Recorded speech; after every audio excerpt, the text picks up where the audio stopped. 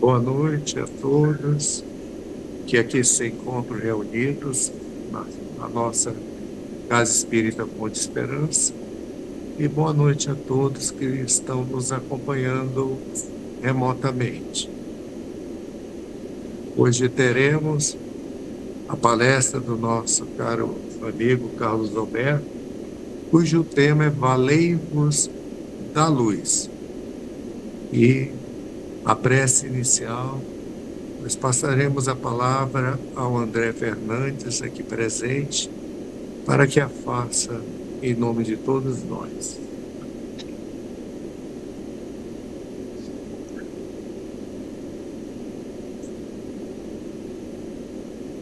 Senhor e Mestre Jesus, que neste momento nós todos, irmãos, filhos de um mesmo Pai, o nosso Criador, o nosso Pai Celestial, possamos entrar em comunhão com essa energia primordial, rogando a Deus as bênçãos dos aprendizados que iremos receber hoje para o Espírito, referenciando-nos ao pão espiritual. Que o nosso querido amigo Carlos Alberto possa ser inspirado pelos nossos amigos espirituais que se encontram em nossa casa e viajam na velocidade da luz, inspirando-nos para o bem, a comunhão da paz, do amor e da fraternidade, porque nós somos uma família. Assim seja. Dessa forma, passamos a palavra ao Carlos para que conduza a sua explanação a partir de agora. Seja bem-vindo. Uma boa noite a todos os presentes, em especial à direção da casa, aos médiuns e médiuns que estejam nesse momento à mesa, aos que se encontram. Retomemos então ao estudo da noite. Valei-vos da luz. Disse-lhe Jesus: por pouco tempo ainda a luz está entre nós e vós. Andai enquanto tendes a luz, para que a treva não vos retenha. E quem anda na treva não sabe por onde vai.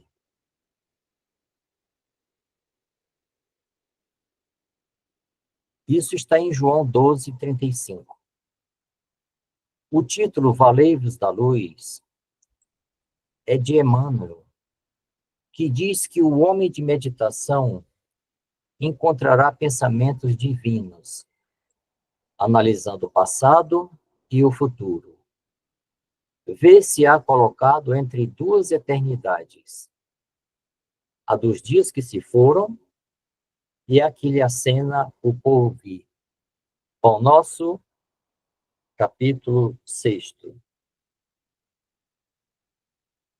Nós vamos fazer uma pequena abordagem mais igualmente profunda, ressaltando que os ensinamentos de Jesus implicam em ação, ação corretiva na direção que aproveita, na assunção de responsabilidade.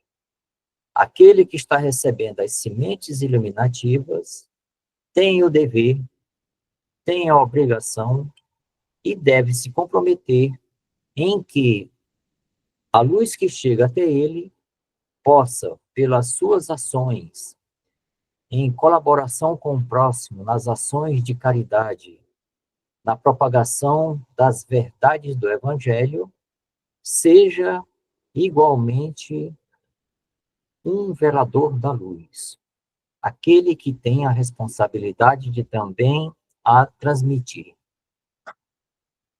A luz entre vós é um convite à ação. A exortação de Jesus sobre a importância de aproveitar a luz do conhecimento e do bem enquanto estamos na Terra, compreendendo o passado, valorizando o presente e aspirando ao futuro conforme a visão espírita. A visão espírita diz que nós estamos presentemente numa reencarnação para cumprir uma programação que foi adredemente preparada pela espiritualidade superior para que o nosso espírito prossiga na grande marcha da evolução infinita. E isso leva em consideração as nossas trajetórias anteriores, o que fizemos no passado e que nos trouxe aonde nos encontramos. Como, examinando o passado, nós cada vez éramos menos conscientes, tínhamos menos informações da nossa verdadeira realidade, nós éramos usuais infratores da lei. Caminhávamos um pouquinho, mas provocávamos muitas divergências, infringíamos muitos direitos e provocávamos muitas violências. Então, tudo isso pesa na nossa economia da ancestralidade. Com a visão espírita, nós temos esse entendimento. E quando estamos na reencarnação, nós compreendemos essa relação e esse fato do passado que está vinculado a nós. E valorizamos a oportunidade que nos está sendo oferecida nesse momento de podermos, no campo das ações, partirmos para renovações, novos aprendizados e refazimentos, conforme o que a própria doutrina vem para nos esclarecer. Essa visão remete à observância, conhecimento e vivência segundo as leis naturais, as leis divinas, aquelas que estão lembradas na questão 614 de O Livro dos Espíritos. Ali está a norma que é eterna e imutável como o próprio instituidor, que é Deus. São normas instituídas por Deus. As leis naturais regem a criatura em todos os planos onde ela se encontrar, em conformidade e na relatividade do desenvolvimento que a criatura tenha alcançado. E, para nós, o Evangelho é o grande celeiro das sementes iluminativas. Veja que um Espírito puro, que é Jesus, veio traduzir, sintetizar, clarear e tornar de modo compreensível as leis do Senhor, mediante os ensinamentos do seu Evangelho. E esse seu Evangelho vai nos levar pelos rumos evolutivos por um tempo indeterminado à nossa frente. Luz e treva coabitam com a criatura que está ainda nas fases mais atrasadas como esta que nós nos encontramos. E a nossa busca é para entender o caminho. Jesus nos aconselha a andar enquanto temos a luz, para que a treva não nos retenha. Isso nós vamos ter que, cada vez mais, ter esse entendimento. Luz com o sentido de representar o conhecimento, a verdade e o bem. Treva, significando a ignorância, os erros, as paixões que só nos levam a ilusões, né? Paixões inferiores e a estagnação espiritual. Aquele que não segue a lei divina, aquele que dela se afasta, a própria espiritualidade já disse, todo aquele que se aproxima da lei divina e do seu cumprimento sente o amor e a felicidade, e todo aquele que dela se afasta, a infelicidade, as dores e o sofrimento. Quem anda na treva não sabe por onde vai, o que significa perder a direção e adiar o progresso. É nesta situação que uma parte significativa da nossa humanidade, aqui na face da Terra, ainda se encontra. As pessoas não estão colocando a luz do Evangelho em suas mentes e em seus corações. mas ainda se deixam guiar pelas paixões, pelas ilusões que o egoísmo e o orgulho realimentam quase que a cada instante. E o que se vê são homens e mulheres, como que perdidos, em busca dos prazeres da temporalidade, como se aqui fossem permanecer por tempo indeterminado. Aqui é uma escola. Se não estamos retendo as lições que nos estão sendo passadas, se não estamos realizando os exercícios que nos cabem, nós estamos malbaratando a oportunidade que nos foi colocada nesta abençoada escola. E a estagnação espiritual. São mais débitos que a criatura está atraindo e jogando no seu passivo para reparos futuros cada vez mais lixivientos, onerosos, sofridos e dolorosos.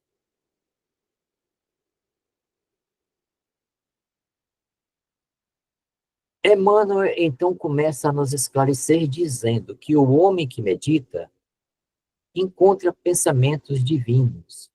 Ele está em busca do mais alto, ele está em busca de colocar todo o seu padrão vibratório nos máximos de frequência que ele possa estabelecer, e nesse momento ele começa a se ligar com mundos mais avançados, com seres mais amadurecidos que começam a se ligar a esse ser que está tentando se levantar com boas intuições, auxiliando nas reflexões, e essa mente assim direcionada analisa o passado e o futuro, percebendo que ela se encontra entre duas eternidades, o seu passivo ancestral e um futuro que está associado ao porvir, mas que depende do ato de realizar o agora, realizar bem os deveres da vida na reencarnação. Para os espíritos, o tempo não se desenrola sucessivamente como para nós no processo biológico quando estamos em um corpo. Ele é todo encadeado. Está aí no calendário, estão nas horas, nos minutos, nos segundos. Dependendo do alcance que esse ser espiritual se encontra, a sua mente, num verdadeiro lapso, consegue alcançar muito longe do passado e cada vez mais distante do futuro. Ele vê simultaneamente o começo e o fim, principalmente quando estão olhando a nossa realização como estudantes matriculados na reencarnação. Eles conhecem o nosso passado, eles sabem quais os programas que devemos cumprir e veem de um relance como estamos no alcance ou não das metas que esta escola pode nos levar a pouco e pouco entre reencarnações e estágios na erraticidade. Então, não estão limitados, os seres espirituais mais elevados não estão limitados à nossa pouca visão. Não sabemos praticamente nada do futuro. Deles temos intuições, nós temos alguns prognósticos, nós temos algumas esperanças de que ele se realize de determinados modos. Mas nada, absolutamente nada, podemos assegurar em relação a isso. Deus vive no homem, no amanhã e no futuro longínquo, como se tudo estivesse no presente, pois ele é a eternidade. O Senhor que nos criou, como diz André Luiz, na Evolução em Dois Mundos, em que a idade média do ser humano que está na face da Terra se conta por volta de 1 bilhão e 500 milhões de anos, em média. Nós que fomos criados nesta época muito remota, que mais caminhando nos escuros da consciência, que só começa a se mostrar, a ser constituído e a tomar forma nos últimos milênios da nossa experiência, como diz a questão 76 de O Livro dos Espíritos. quando nós inauguramos os campos da razão, reforçado pelo irmão Flaccus, que a razão está no espírito humano há exatos 40 mil anos. Ele afirma isso no livro Libertação. Mas existe uma fase anterior, em que nós ainda não éramos os sapiens sapiens. Nós já estávamos nos planos de uma razão incipiente. E desde aqueles tempos remotos, até quando passamos a nos compreender gradativamente e cada vez mais, que o Senhor tudo sabe que aqui chegaríamos e tudo sabe em relação ao nosso futuro. Examinar os tesouros do presente, nós descobrimos as valiosas oportunidades da reencarnação. Se aqui estamos, existe uma razão fundada que opera em nosso favor e serve a todos os propósitos do Criador, para que nós caminhemos como Ele assim designou, como seres espirituais que não devem estagiar em nenhuma fase do seu processo evolutivo.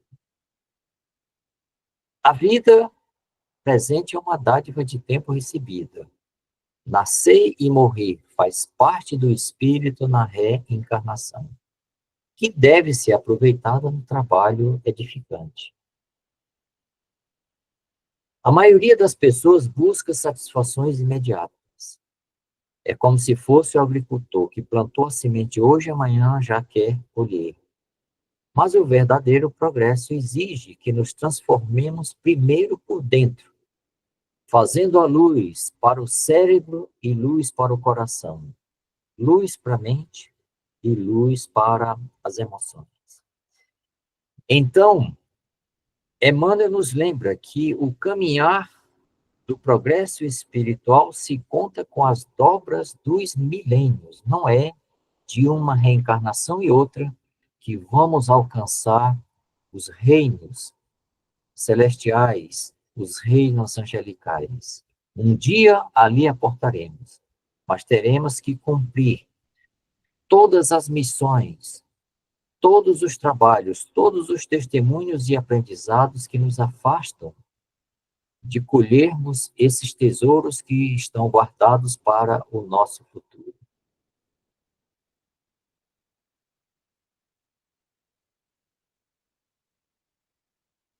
No passado, estão localizados cada vez mais uma consciência mais restrita. Consciência restrita, ignorância. Ignorância das leis que regem a matéria e especialmente das leis que regem o espírito. Nós sempre atuamos em tentativas e erros, impulsos, instintos muito presentes, más escolhas, má formação intelectual e o cultivo desregrados que estão sendo guiados pelo egoísmo que é ancestral e pelo orgulho nos momentos mais recentes em que a nossa vaidade, à medida que voltando no conhecer, faz com que nós nos sintamos o centro de tudo, os mais importantes, os que estão em posição de superioridade em relação aos demais. Então, o cenário do passado é um cenário de muitas sombras e pouquíssimas claridades. A esmagadora maioria de personalidades humanas tem um passado de ruína e desencanto, o que as leva a revalorizar os recursos. Se a humanidade hoje está sem peias, andando quase que a esmo, sem saber para onde ir, é porque está faltando a luz, está faltando o guia, está faltando um roteiro que lhe coloque numa diretiva que possa sair dessa situação de penúria e de pobreza. A alma na carne pode esquecer as lições recebidas no mundo espiritual. Todos, quando voltamos para o mundo espiritual entre uma reencarnação e outra, lá estamos, sob o beneplácito de esclarecimentos preciosos da espiritualidade que dirige todos os programas da reencarnação, que trabalham para que nós acordemos para o Evangelho, para que o Espírito realmente se levante e saia desta imantação de um passado que só nos trouxe infelicidade, que só nos trouxe desequilíbrios, sofrimentos e muitas dores. Então, na carne, nós temos um certo esquecimento que coopera em nosso favor, porque não sabendo exatamente de muitas dos crimes que nós cometemos, de muitas das violações da lei divina, num certo apagar momentâneo, deixando presentes apenas pelas memórias inatas aquilo que aproveita, nós somos como que levados a uma mudança de direção gradativamente. Esse esquecimento, por vezes, é providencial para não complicar a vida. E eu diria que, na maioria dos reencarnados, ele é extremamente providencial. Mas o espírito guarda o aprendizado na consciência. Não está lembrando agora de tudo, mas está na memória perispiritual, está na sua memória espiritual propriamente dita.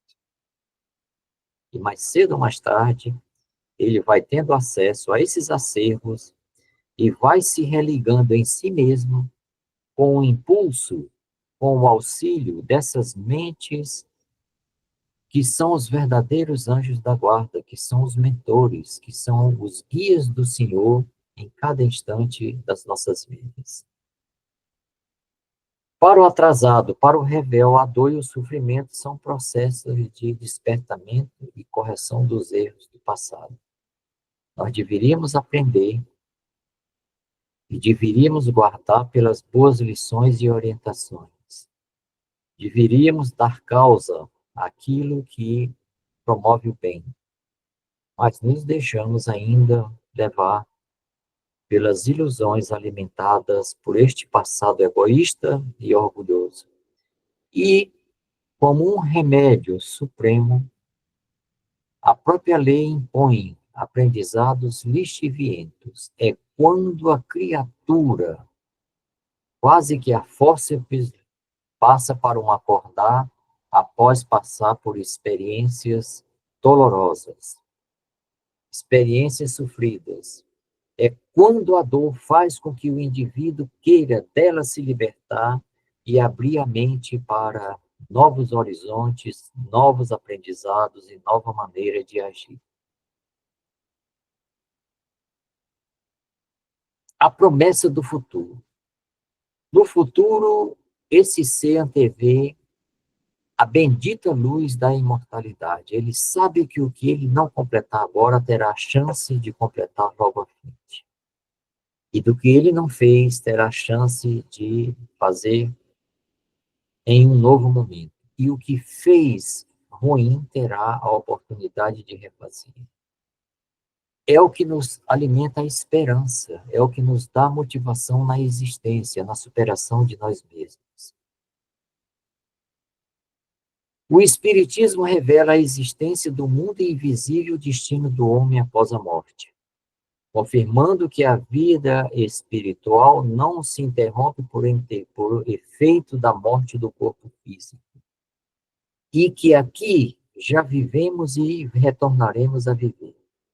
A morte deve ser vista como uma libertação de uma fase, e não como um fim, e sim o começo e o recomeço de uma fase seguinte, se aqui semeamos minimamente o que viemos fazer no cumprimento das tarefas da reencarnação.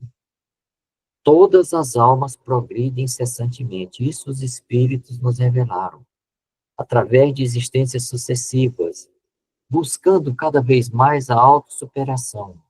E nesse longo caminhar vai se aproximando lentamente da fonte originária que é Deus. E isso vem com sinais que trazem ao coração a quietude, que fortalecem esperanças, que sinalizam em momentos cada vez mais presentes, momentos felizes. O conhecimento da imortalidade proporciona uma fé inabalável e uma perspectiva de felicidade eterna. Eterna como seremos deste ponto do início da criação ao sem fim do nosso futuro. Neste sentido, sim, eterno. Não se improvisa, mas é conquista da alma no serviço incessante de renovar-se. A cada um segundo as suas obras. E tudo está vinculado na lei de causa e efeito. Estamos atrelados ao que dermos causa, e os efeitos são inafastáveis de cada um de nós. Se as sementes que foram movimentadas são iluminativas, teremos luzes a colher e benefícios a ganhar. A vida humana é sempre um estágio de ascensão. Não se criou, o Senhor não levou bilhões de anos criando a Terra, preparando a vida, preparando o espírito em gradativas etapas do desenvolvimento para que aqui fosse um fracasso. A vida humana, pois, é, apesar de transitória, a chama que nos coloca em contato com o serviço de que necessitamos para a justa ascensão. Ela tem oportunidade de crescimento. A Terra é uma escola de oportunidades. E aqui, nesta oficina abençoada de trabalho, resgate e redenção, vamos aos poucos, corrigindo e erigindo, ganhando e refazendo, conquistando e reunindo, conciliando, compartilhando e enriquecendo-nos do Senhor. E essas idas e vindas, na descida à carne no meio mais denso, é o único meio racional de progresso, permitindo ao espírito reparar erros e adquirir novos conhecimentos e experiências. As provas e vicissitudes da vida corpórea são incidentes que devem ser suportados com compreensão, paciência, visando ao necessário testemunho em busca do aprimoramento. É fundamental aproveitar a dádiva do tempo recebida na temporalidade da existência da Terra. Afastar-se das condições inferiores, a nossa consciência vai nos apontando. Erros do passado tentam ecoar e nos fazer ainda escolhas vinculadas a esse passado de atraso. E vão sinalizando, você deve agir diferente, deve fazer de outro modo. E a atividade construtiva é uma bênção que vai empilhando no nosso ser o futuro que estamos buscando. E a ociosidade, o nada fazer, ou fazer por partes, ou fazer mal feito, é o que nos afasta da felicidade. E a inação é um dos mais severos estados que nós podemos nos colocar. Devemos estar sempre em ação e movimento na ocupação útil. O verdadeiro espírito é reconhecido pela sua transformação moral. Primeiro conhecer, crendo. Com esta crença, revisitando os nossos atos no dia a dia, como nos ensina o Espírito Agostinho na questão 919, na letra A. O exame diário vai fazendo com que a autoeducação e o aprimoramento constante, que são essenciais, estejam na nossa curva das experiências da reencarnação. Seus característicos de melhoria e aproveitamento no ato de marcha, sereis dominados pelas trevas. Se o que eu estou semeando contraria os acervos da consciência, eu já sei que a colheita será negativa e vai refletir na minha vida de uma forma penosa, em que não nos afastaremos da dor e do sofrimento. É a regressão aos impulsos menos dignos que anulam as oportunidades santas de progredir, de refazer e de superar. A morte do corpo não é o fim, mas é um início para a vida espiritual, que no momento seguinte será um recomeço em novas reencarnações, no tempo que seja necessário, para que avancemos finalmente com o impulso do que a escola da Terra pode proporcionar. Nós somos os construtores do nosso próprio destino, como os lavradores. Vamos colher o que plantamos. As escolhas do passado, com as suas qualidades e valores, tentam ainda reverberar na nossa mente no tempo de agora. E nós temos que estar alertas e confiantes no vigiai e orai. O Cristo reaparece agora não como fundador de ritos e fronteiras dogmáticas, mas sim com a sua verdadeira feição de redentor da alma humana. Ele veio para libertar o espírito, ele veio para reafirmar a estrada luminosa pelo seu evangelho.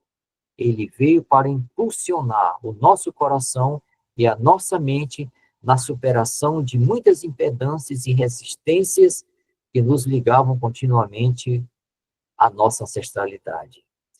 E é por isso que se apresenta a doutrina consoladora, a doutrina dos espíritos, portas de luzes e esclarecimentos que nos dão forças, que reforçam em cada um de nós, pelos usos adequados da razão, as oportunidades de superação. É uma ciência com profunda religiosidade e consequências filosóficas, que nos ajuda a conhecer a verdade, e ela te libertará. Eis um dos lemas do Espiritismo.